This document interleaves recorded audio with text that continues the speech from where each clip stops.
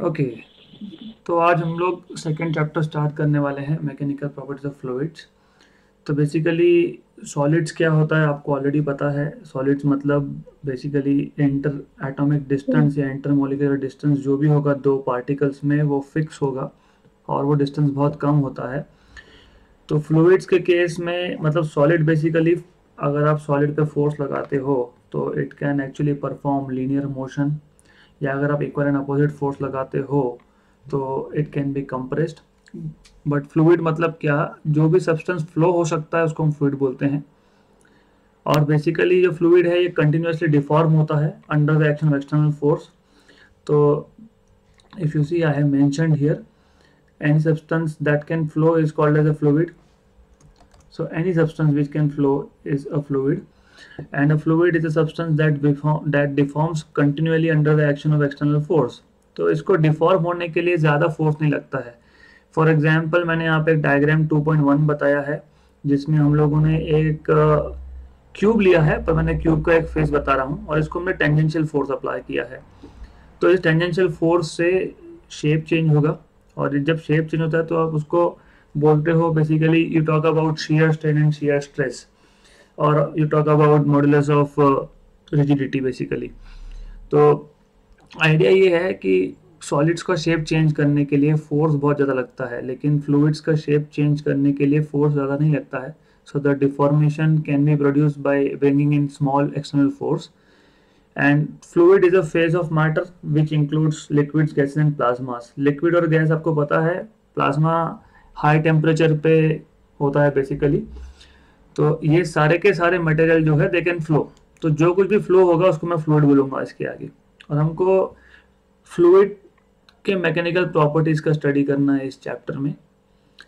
सो सबसे पहले हम लोग जब कोई नया कॉन्सेप्ट लाते हैं तो हम लोग उसके कुछ प्रॉपर्टीज डिफाइन करते हैं, और हम लोग डिफाइन करते हैं कि आइडियल केस में उसके प्रॉपर्टी क्या होंगे और प्रैक्टिकल केस में उसके प्रॉपर्टी क्या होंगे। तो अगर हम लोगों ने एक आइडियल फ्लूइड लिया है तो हम लोग पहले डिफाइन कर देंगे कि आइडियल फ्लूइड का मतलब क्या। तो अगर एक फ्लूइड इनकम्प्रेसिबल है, इनकम्प्रेसिबल मतलब क्या कि you can not change density of that liquid basically, that fluid basically. तो ideal fluid is incompressible, the density is always constant, you cannot change the density of it, its flow is irrotational। हमने अभी बोला कि fluids can flow and the flow is irrotational, मतलब क्या basically कि flow जो है वो स्मूथ है, टर्बुलेंस नहीं है वहाँ पे। ये टर्बुलेंस का कॉन्सेप्ट 11th में शायद इंट्रोड्यूस हुआ था, नहीं भी हुआ होगा तो हम बाद में इंट्रोड्यूस करेंगे कि टर्बुलेंस का मतलब क्या होता है। मैं यहाँ पे शॉर्ट में बता रहा हूँ टर्बुलेंस का मतलब क्या होता है। तो टर्बुलेंस मतलब बेसिकली क्या होता है कि फॉर एग्जांपल हमने एक पाइप ले लिया है जिसमें एक फ्लूइड फ्लो हो रहा है। मैं यहाँ पे जनरल गैस, लिक्विड और प्लाज्मा के लिए फ्लूइड वर्ड यूज करूँगा। तो नॉर्मली अगर मैं फ्लूइड के पार्टिकल देखता हूँ, हर एक पार्टिकल सेम डायरेक्शन में जा रहा है, विथ सेम स्पीड जा रहा है, इसको बोलते हैं स्मूथ फ्लो बेसिकली। टर्बुलेंस मतलब क्या कि रैंडम डायरेक्शन में पार्टिकल्स फ्लो हो रहे हैं with different velocity, that is called as turbulent basically. तो हम लोग मान के चलते हैं यहाँ पे कि आइडियल फ्लूइड जो होगा वो टर्बुलेंस नहीं होगा, उसमें टर्बुलेंस नहीं होगा मतलब हर एक पार्टिकल का डायरेक्शन और स्पीड सेम होगा। इसको बोलते हैं वेल बिहेव्ड फ्लो भी बोलते हैं इसको बेसिकली। तो ये चीज़, ये सेकेंड प्रॉपर्टी है जिसमें आप बोलते हो कि टर्बुलेंस नहीं होगा फ्लो में, और फ्लो जो है स्मूथ होगा बेसिकली। नॉन विस्कस होना चाहिए, मतलब हम लोग जब फ्लूइड्स की बात करते हैं, स्पेसिफिकली जब लिक्विड्स की बात करते हैं, तो हम लोग मान लेते हैं कि जो लिक्विड है या फ्लूइड है it is made up of number of layers. तो नंबर ऑफ लेयर्स में बना हुआ है। तो ये जो लेयर है, लेयर टू लेयर के बीच में फ्रिक्शन होगा तो उसको बोलेंगे कि विस्कोसिटी है वहाँ पे। पर आइडियल फ्लूइड में हम मान लेते हैं कि इंटरनल फ्रिक्शन नहीं है, तो आइडियल फ्लूइड में विस्कोसिटी नहीं है। So what this property means is there is no internal friction in the flow, that is fluid has no viscosity, that is इसका मतलब क्या होता है कि जिस स्पीड से बॉटम लेयर मूव हो रहा है उसी स्पीड से टॉप मोस्ट लेयर, उसी स्पीड से हर एक लेयर मूव हो रहा है।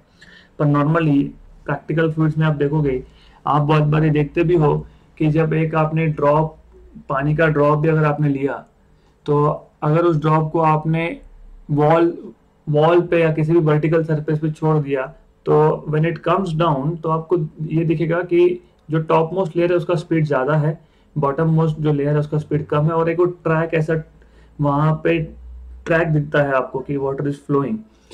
सो पर इन प्रैक्टिकल केस विस्कोसिटी होता है, पर हम लोग आइडियल फ्लूइड की बात कर रहे हैं तो हम लोग बोलते हैं कि आइडियल फ्लूइड के केस में इंटरनल फ्रिक्शन नहीं होगा, मतलब फ्लूइड नॉन विस्कस होगा। It's flow is steady flow मैंने अभी आपको बता दिया कि velocity at each point is constant in time, तो बेसिकली टर्बुलेंट नहीं है, मतलब स्टेडी फ्लो है, वेल बिहेव फ्लो है बेसिकली। ओके, तो ये 4 प्रॉपर्टी इंपॉर्टेंट है आइडियल फ्लूइड्स की।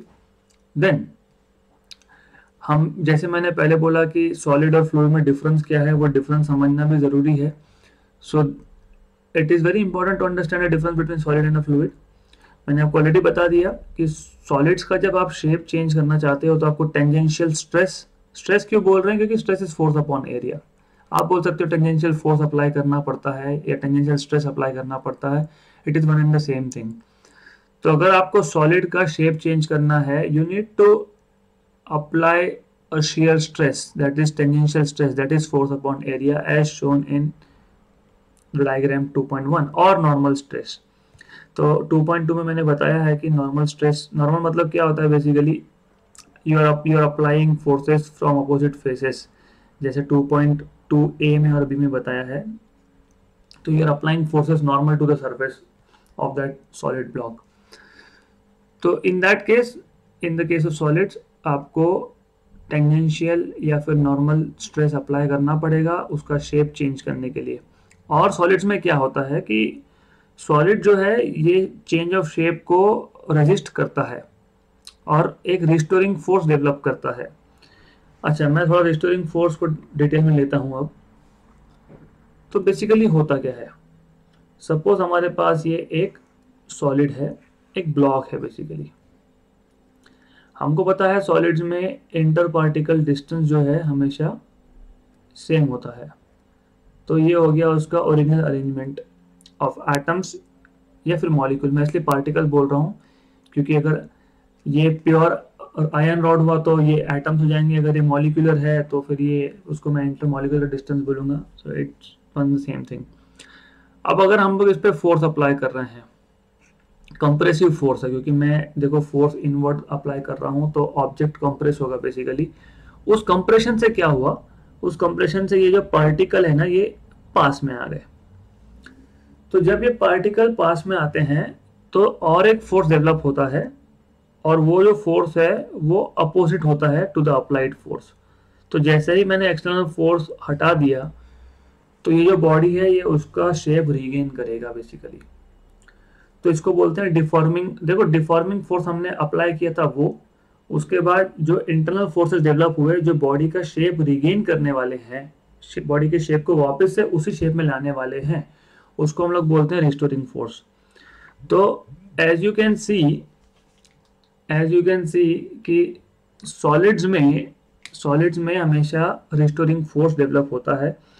सो सॉलिड्स अपोज shear stress, मतलब solids oppose change in shape basically, either by developing a restoring force which means that deformations are reversible, मतलब जो भी हमने फोर्स लगा के शेप चेंज किया था उसको मैं वापस से ओरिजिनल शेप पे ला सकता हूँ, और they require certain initial stress before they deform and start flowing। या फिर अगर आपको शेप को रीगेन नहीं भी करना है लेकिन सॉलिड्स को आपको फ्लो होने देना है, होता है बहुत सारे केस में। आपने पेंडुलम का केस लिया होगा कि आप एक स्ट्रिंग लेते हो, उस पर आप बॉब का वेट बढ़ाते जाते हो। तो उस केस में क्या होता है कि एक स्टेज ऐसा आता है कि आप वेट नहीं बढ़ा रहे हो फिर भी उस रस्सी का, उस स्ट्रिंग का लेंथ बढ़ते जा रहा है, अपने आप बढ़ते जा रहा है। आप वेट नहीं बढ़ा रहे हो लेकिन बढ़ते जा रहा है, मतलब सॉलिड अभी फ्लो हो रहा है। तो सॉलिड को फ्लो करवाने के लिए भी हमने एक इनिशियल स्ट्रेस देना होता है, राइट। पर ये केस फ्लूइड्स के लिए नहीं है। जैसे मैंने पहले बताया कि फ्लूइड्स में क्या होता है कि आप थोड़ा सा भी फोर्स लगाओगे तो इट स्टार्ट्स फ्लोइंग। और दूसरी चीज़ क्या होती है Ideal fluids, on the other hand, can only be subjected to normal compressive stress called pressure. तो फ्लूइड्स को आप टेंजेंशियल स्ट्रेस अप्लाई नहीं कर सकते, whereas in solid you can apply both tangential as well as normal stress. But here for ideal fluids they can only be subjected to normal compressive stress. तो हम लोग सिर्फ उसको normal stress, जिसको हम प्रेशर बोलते हैं, क्योंकि स्ट्रेस मतलब फोर्स अपॉन एरिया होता है, तो वो प्रेशर ही होता है बेसिकली. हम देखेंगे आगे नेक्स्ट स्लाइड पे. ओके, और जैसे मैंने बताया कि fluids they offer very weak resistance to deformation. मतलब बहुत basically there is no resistance to deformation. Example, मेरे पास एक पानी का ग्लास है, फुल, वो पूरा भरा हुआ है. अभी उस पानी को मैं किसी और वेसल में डाल देता हूँ, किसी और ग्लास में डाल देता हूँ विद डिफरेंट शेप. ओके, तो लिक्विड क्या करेगा, फ्लूइड क्या करेगा, वो इजीली डिफॉर्म होकर उसका शेप चेंज कर लेगा. तो देयर इज नो रेजिस्टेंस मोर और लेस. तो उसके जो शेप का जो चेंज है उसमें कोई रेजिस्टेंस देता नहीं है फ्लूइड, पर सॉलिड हैज हाई रेजिस्टेंस. और ये जो रेजिस्टेंस की मैं बात कर रहा हूँ सॉलिड में, उसको आप बोलते हो modulus of rigidity. So modulus of rigidity का मतलब ये होता है कि the resistance offered by a solid body to change in its shape. तो that is called as modulus of rigidity. जैसे आप लोगों ने मॉडुलस ऑफ बहुत सारे पढ़ा ना, वॉल्यूम भी पढ़ा है आपने, मॉडुलस ऑफ, या फिर उसको आप वॉल्यूमेट्रिक भी बोलते हो. So that basically is that जो वॉल्यूम की बात करते हो, volume stress upon volume strain जो आप डिफाइन करते हो, that is basically resistance to change in volume. Similarly ये जो रिजिडिटी मॉडुलस की मैं बात कर रहा हूँ, that is basically resistance to change in shape of a solid body. तो वहाँ पे कुछ रेजिस्टेंस होता है बोलने का मतलब. फ्लूइड में कुछ नहीं होता है, fluids can easily deform. Okay, जैसे मैं पहले बोल रहा था, प्रैक्टिकल या फिर real fluids they display some viscosity, they have viscosity and are capable of being subjected to low levels of shear stress. तो आइडियल फ्लूइड्स में क्योंकि विस्कोसिटी नहीं होता है, ideal fluids mostly deform easily होते हैं, वो कोई भी रेजिस्टेंस नहीं दिखाते नॉर्मली. लेकिन रियल फ्लूइड्स जो है उसमें विस्कोसिटी होता है, मतलब लेयर टू लेयर, जहाँ जैसे मैंने अभी बताया लेयर टू लेयर फ्रिक्शन भी होता है. तो रियल फ्लूइड्स जो है या प्रैक्टिकल फ्लूइड्स जो है, they show some levels of shear stress. मतलब उनका शेप चेंज करना अगर होगा आपको, तो थोड़ा बहुत स्ट्रेस हमको अप्लाई करना पड़ेगा. Okay, alright, this is it about basic introduction of fluids. Okay, तो let's talk about fluids at rest. तो बेसिकली फ्लूइड्स मूव भी हो सकते हैं, फ्लूइड्स रेस्ट पे भी हो सकते हैं. तो हम लोग पहले जो फ्लूइड्स रेस्ट पे है उसकी फिजिक्स की बात करेंगे यहाँ पे. तो यहाँ पे क्या है, the branch of physics which deals with properties of fluids at rest. तो बेसिकली हम लोग बात कर रहे हैं फ्लूइड्स एट रेस्ट की. तो the branch of physics which deals with properties of fluids at rest is called as hydrostatics. Right, तो this branch of physics which deals with properties of fluids at rest is called as hydrostatics. बहुत important है, हमको इस stage पे इतना उसका importance समझ में नहीं आता है. जब आप हायर लेवल पे पढ़ते हो तब आपको ये छोटी छोटी बातें पता होना चाहिए कि हाइड्रोस्टैटिक्स क्या होता है, हाइड्रोडायनामिक्स क्या होता है. ओके, तो सबसे पहले जो क्वांटिटी है हम लोग वो डिफाइन करेंगे प्रेशर. मैंने जैसे बताया कि प्रेशर और स्ट्रेस दोनों का डायमेंशन मोर और लेस सेम ही है. बहुत सिंपल सा कॉन्सेप्ट है ये. अगर आपके पास एक फ्लूइड है विच इज एट रेस्ट, वो एक फोर्स एक्सर्ट करेगा on the surface in contact, और द सरफेस में बी वॉल. फॉर एग्जाम्पल, मैं यहाँ पे एक वेसल ले लेता हूँ. Basically this is a vessel for example, और it is filled with fluid. It can be liquid और गैस. तो जो साइड वॉल्स है उस पे या फिर बॉटम ऑफ द कंटेनर पे वो जो फ्लूइड है वो फ्लूइड फोर्स एक्सर्ट करेगा. मैं मान लेता हूं कि इसका एरिया ए है, बॉटम का एरिया ए है, साइड्स का भी एरिया ए है. तो ये जो नॉर्मल फोर्स है, क्योंकि नॉर्मल है,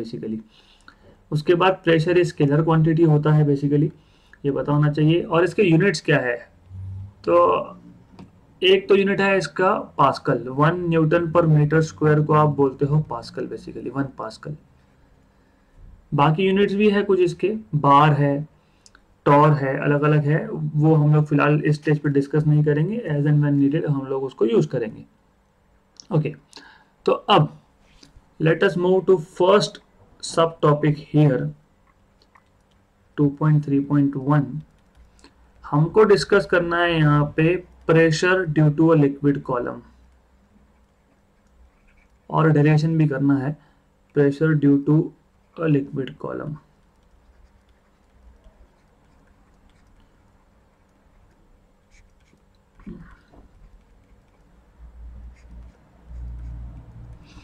तो सबसे पहले मैं यहाँ पे एक वेसल ले लेता हूँ, वापस से कंटेनर ले लेते हैं हम लोग, which is filled with water, और ये वाटर का लेवल यहाँ तक है मान लेते हैं हम लोग इसको। अब इसमें मैं एक इमेजिनरी बोल रहा हूँ मैं वापस से, इसमें मैं एक इमेजिनरी सिलेंडर कंसिडर कर लेता हूँ, जिसका टॉप सरफेस जो है सिलेंडर का और वाटर का लेवल एक ही है basically. So that is cylinder, imaginary cylinder is at the free surface of water basically, वहां से स्टार्ट हो रहा है वो। तो हम लोगों ने एज्यूम कर लिया। इसका क्रॉस सेक्शनल एरिया ए है इमेजिनरी सिलेंडर का, इसका हाइट जो है ये h हाइट है, इसके बाहर एयर होगा, यहाँ पे वाटर होगा। तो अभी जो कुछ भी यहाँ पे मैंने बताया है, let us put it point by point. तो हमने किया क्या है, सो कंसिडर अ वेसल और a container, consider a vessel filled with a liquid,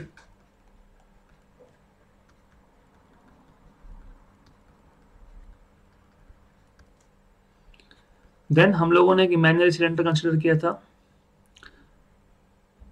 तो हम मान लेंगे assume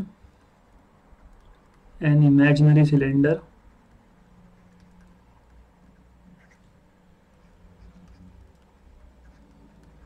of cross sectional area A,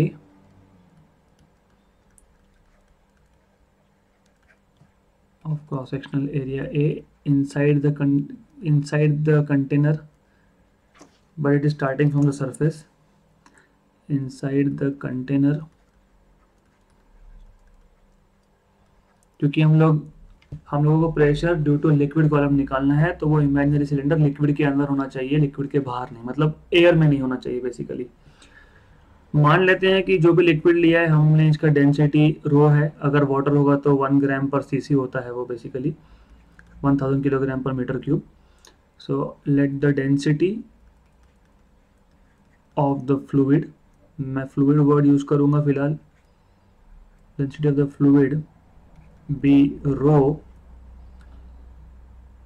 and height of the imaginary cylinder be h, height of the imaginary cylinder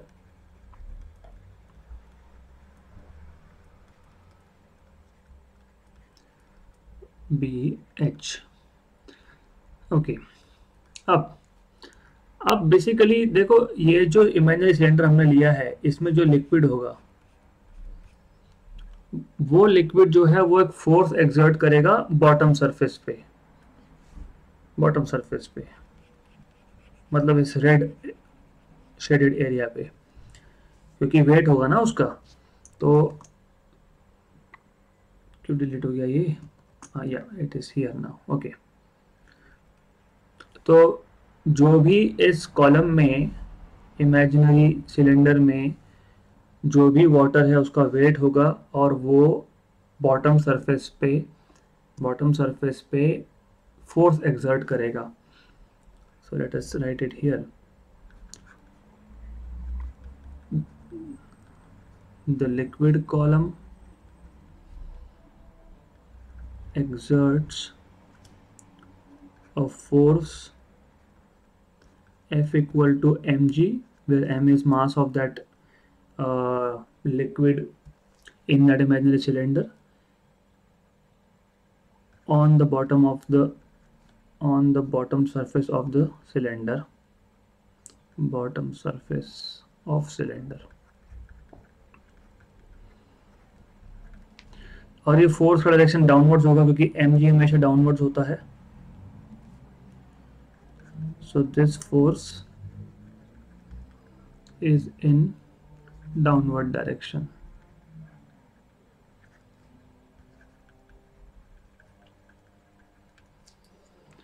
हमको actually इस topic में find करना था pressure, हमको देखना है प्रेशर क्या है। तो let's see how to derive pressure. Let me just delete all this. Okay, so pressure exerted by liquid column, pressure exerted by liquid column is given by liquid column is P is equal to force upon area। Force हमने लिया है अभी mg upon a, but mass क्या होता है हमको पता है। What is mass? Okay, so what is m? मास जो है आपका होता है volume into density. So mass is nothing but volume into density. Volume किसका? वॉल्यूम सिलेंडर का, क्योंकि हम लोगों ने वो सिलेंडर में लिक्विड है ऐसा इमेजिन करके रखा है। और डेंसिटी लिक्विड का of course. So mass is volume. What is volume of cylinder? a into H, क्योंकि तुमने देखा होगा वहां पे हमने क्रॉस सेक्शनल एरिया जो था a लिया है और हाइट h लिया है, तो volume will be area into height. So you will get area into height into density. इसको आप सब्स्टिट्यूट कर दोगे इक्वेशन नंबर 1 में। So from equation number 1 and 2 what you get, pressure due to liquid column is mass की जगह पे a h rho g upon a cancel, तो आपको प्रेशर मिल गया h rho g। So this is the equation for pressure. So equation 3 is the pressure P due to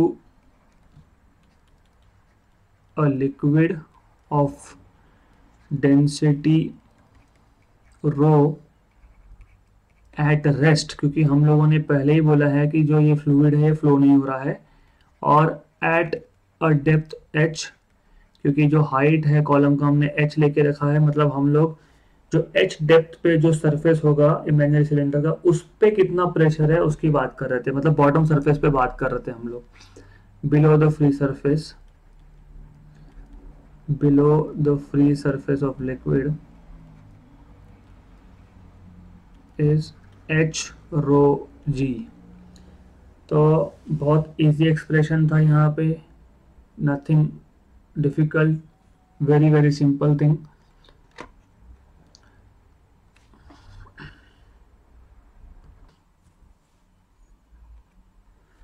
okay, so next topic जो है वो है एटमॉस्फेरिक प्रेशर। तो ये जो हमने प्रेशर निकाला, ये था लिक्विड कॉलम का प्रेशर लिक्विड के अंदर। तो हम लोगों ने एक इमेजिनरी सिलेंडर लिया था जिसका हाइट h था, क्रॉस सेक्शनल एरिया a था। वो इमेजिनरी सिलेंडर में जो भी लिक्विड होगा उसका वेट होगा, और वो वेट जो है वो इमेजिनरी सिलेंडर के बॉटम पे प्रेशर एक्सर्ट करेगा। तो हमने उसका इक्वेशन निकाला h rho g। तो ये हाइट जो है ये फ्री सरफेस से मेजर किया गया है, ये इंपॉर्टेंट था। नेक्स्ट टॉपिक है एटमॉस्फेरिक प्रेशर। अभी एटमॉस्फेरिक प्रेशर इंपॉर्टेंट क्यों है? क्योंकि हमारे अर्थ के सराउंडिंग में एक एटमॉस्फेयर है, वहाँ पे भी एक फ्लूइड है और वो फ्लूइड है एयर। तो वो एक प्रेशर एक्सर्ट करेगा एट एनी पॉइंट अराउंड अर्थ। तो आप किसी भी पॉइंट पे लोगे तो आपको एक प्रेशर मिलेगा। तो हमको देखना है कि वो जो प्रेशर है उसको एटमॉस्फेरिक प्रेशर बोलते हैं basically. So let us put it point by point. So Earth's atmosphere is made up of air, which is a fluid. Earth's atmosphere is made up of air, which is a fluid. Of course ये air अलग अलग gases से बना है, और ये जो air है, जो फ्लूइड है, ये एक डाउनवर्ड फोर्स अप्लाई करेगा किसी भी पॉइंट पे ड्यू टू इट्स वेट। तो सिमिलरली जैसे हमने लास्ट टॉपिक में इमेजिनरी सिलेंडर कंसीडर किया था लिक्विड में, वैसे ही तुम एटमॉस्फेयर में एक इमेजिनरी सिलेंडर कंसीडर कर सकते हो।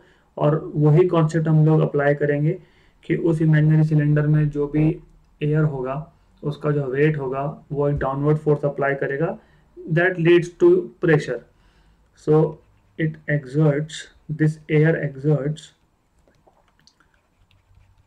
a downward force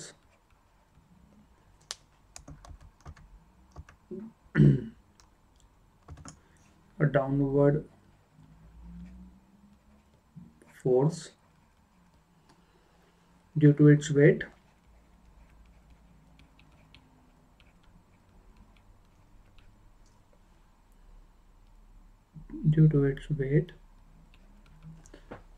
and the pressure due to this force or this weight is called as atmospheric pressure। बहुत सिंपल कॉन्सेप्ट है। तो आप किसी भी एक पॉइंट पे प्रेशर निकाल सकते हो, और वो प्रेशर क्या होगा, let's see. So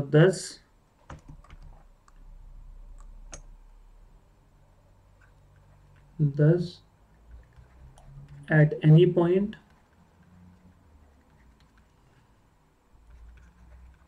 the atmospheric pressure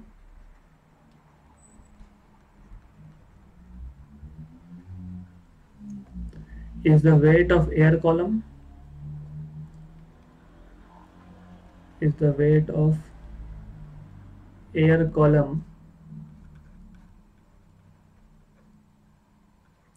of unit cross section area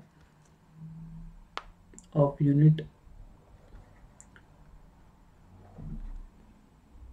cross section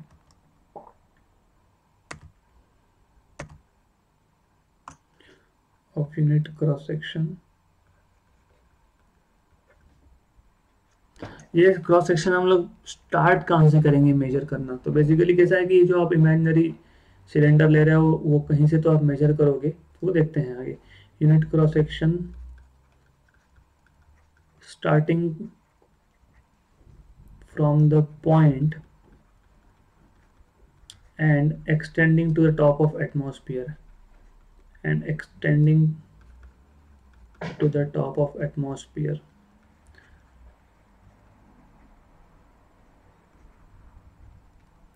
air column की बात कर रहा था मैं, sorry, when saying I said area कहीं से मेजर करेंगे नहीं। तो आइडिया ये है कि अगर ये अर्थ है और मान लेते हैं कि यहाँ तक एटमॉस्फेयर है, तो हम जो कॉलम की बात कर रहे हैं, एयर कॉलम की बात कर रहे हैं, तो वो आप कहाँ से मेजर करोगे बेसिकली? तो जहाँ पे आपको बेसिकली प्रेशर मेजर करना है, फॉर एग्जांपल मुझे ए पॉइंट पे प्रेशर मेजर करना है, तो मैं यहाँ से वो एयर कॉलम जहाँ जब तक एटमॉस्फेयर है तब तक उस वो एयर कॉलम लूंगा बेसिकली। So it will extend to the top of atmosphere, that is the idea. बहुत सिंपल है और इसमें कोई डेरिवेशन नहीं है, तो इसलिए हम लोग basically we will not derive anything anyways. तो आइडिया ये है कि अगर मुझे ए पॉइंट पे प्रेशर मेजर करना है, तो मैं ए पॉइंट से जब तक एटमॉस्फेयर खत्म नहीं होता तब तक मैं उस एयर कॉलम का हाइट लूंगा। उस एयर कॉलम में जितना भी एयर होगा उसका वेट होगा, वो वेट अपॉन एरिया आपको देगा एटमॉस्फेरिक प्रेशर।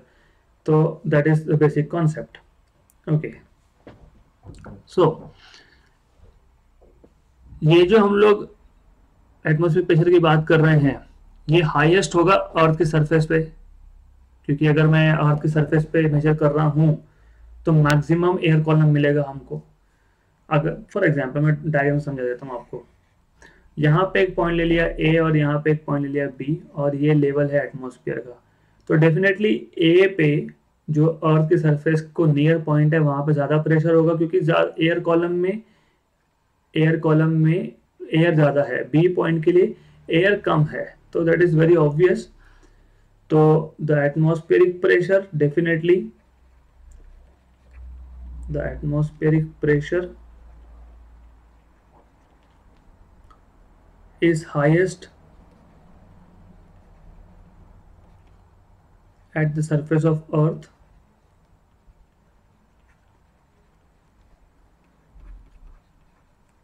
जिसको आप सी लेवल भी बोलते हो, like that is at sea level basically. तो it is highest near the surface of earth और at sea level, and it decreases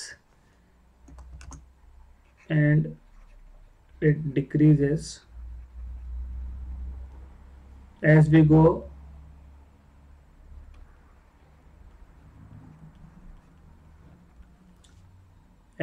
above the surface of earth, as the height of the column decreases, as the height of air column decreases।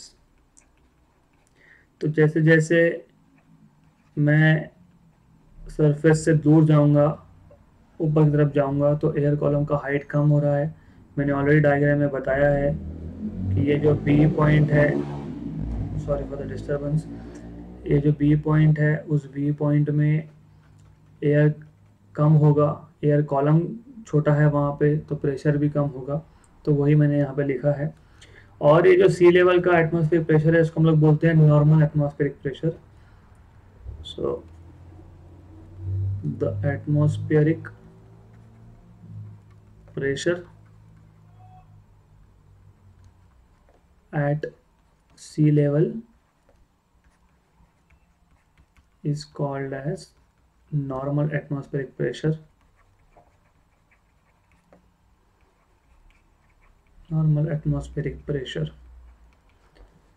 Okay. और एक चीज हमने यहाँ पे miss out कर दी कि जैसे जैसे आप अर्थ की सरफेस से ऊपर जाओगे तो डेंसिटी ऑफ एयर डिक्रीजेस। तो बेसिकली अर्थ के सरफेस पे गैस का डेंसिटी बहुत ज़्यादा है, जैसे जैसे मैं हाइट पे जा रहा हूँ डेंसिटी कम होते जा रहा है, कम होते जा रहा है, and so on. So density decreases with height, air का density decreases with height basically. जैसे आप ऊपर जाओगे, विथ अल्टीट्यूड बोलोगे तो बेटर है यहाँ पे, विथ अल्टीट्यूड। तो दिस इज इम्पॉर्टेंट थिंग, क्योंकि ये जो डेंसिटी है ये 8 किलोमीटर तक सिग्निफिकेंट होता है, और 8 किलोमीटर के बाद ये जो डेंसिटी है निग्लिजिबल हो जाता है। मतलब बेसिकली जब आप एटमॉस्फेरिक प्रेशर कंसीडर करोगे, कैलकुलेट करोगे, तो आपको सिर्फ हाइट 8 किलोमीटर तक लेना है। So the density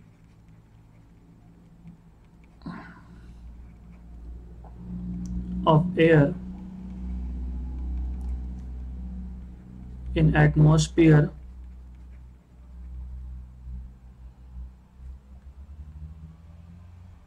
just a minute, in atmosphere decreases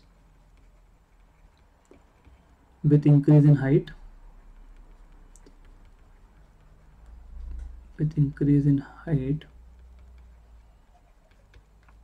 and becomes negligible beyond 8 km, and becomes negligible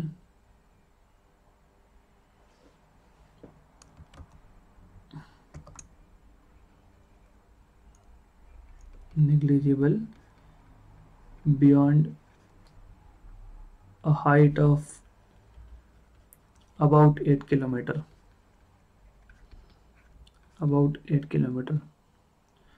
सो जो हम लोगों ने एयर कॉलम लिया था उसका हाइट हम लोग 8 किलोमीटर तक ही लेंगे. So height of air column for calculation of atmospheric pressure की बात कर रहा हूँ मैं यहाँ पे. We are not talking about anything else. फिर आप बोलोगे जो सी है, ओशंस है, उसमें 8 किलोमीटर का डेप्थ होगा कि हम बोल नहीं सकते. पहली बात तो लिक्विड का डेंसिटी ज़्यादा होता है तो 8 किलोमीटर के डेप्थ पे प्रेशर ही बहुत ज़्यादा हाई होगा. तो मैं यहाँ पे एटमॉस्फेरिक प्रेशर की बात कर रहा हूँ. सो height of air column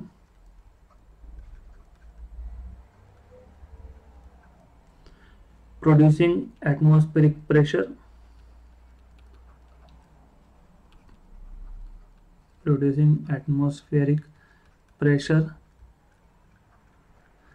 can be taken to be 8 kilometer, can be taken as 8 kilometer. That's it. इस टॉपिक में इतना ही है.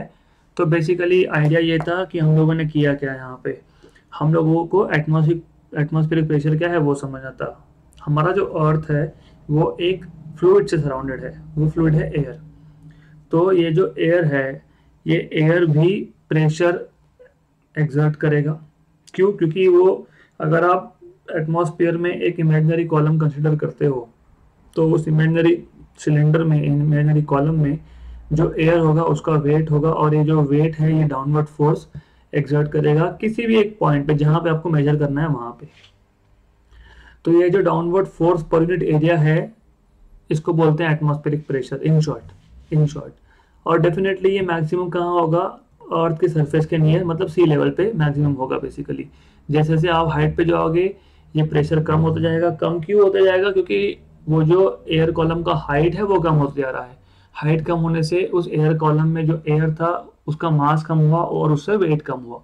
तो इसलिए जैसे आप हाइट पे जाओगे तो प्रेशर कम होते जाता है बेसिकली. तो ये जो एटमॉस्फेरिक प्रेशर है सी लेवल पे उसको हम लोग बोलते हैं नॉर्मल एटमॉस्फेरिक प्रेशर. और जैसे आप हाइट पे जा रहे हो वैसे वैसे डेंसिटी भी कम हो रहा है एयर का, और ये डेंसिटी 8 किलोमीटर की हाइट के बाद निग्लिजिबल हो जाता है. तो प्रैक्टिकली एटमॉस्फेरिक प्रेशर मेजर करने के लिए हम हाइट जो लेते हैं वो 8 किलोमीटर तक का ही लेते हैं. This is it in this topic. कोई डेरिवेशन तो है नहीं यहाँ पे.